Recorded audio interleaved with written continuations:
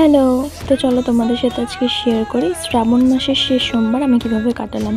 যেহেতু আমাদের বাড়ির সামনে পুজো হয় বেশ ভালো করেই, তো এখানে দেখতে পাচ্ছ মূর্তি আনা রয়েছে, যেটাই প্রথমবার আনা হয়েছে, প্রত্যেকবার আনা হয় না। মূর্তিটা বেশ সুন্দর ছিল ছোট্টর ওপরে, এবং এখানে যজ্ঞ হবে বলে সাজিয়ে রাখা হয়েছে, এবং আমিও যজ্ঞে বসবো তার জন্য ওয়েট করছি। আর এখানে তার মধ্যে একটা পুচকুর সাথে দেখা হয়ে গেল, তারপরে আমি একটুখানি টিপ পরে নিলাম।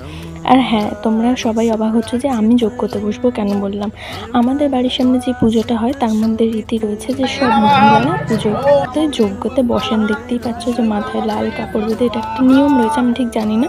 তো যজ্ঞ হচ্ছে এখানে, আমিও যজ্ঞতে বসে পড়েছিলাম। মাঝখানে তো আর ক্লিপ নেওয়া হয়নি। তারপরে এখানে যজ্ঞ হওয়ার পর আরতি করা হচ্ছে, সেটাও তোমাদেরকে একটু দেখিয়ে দিলাম।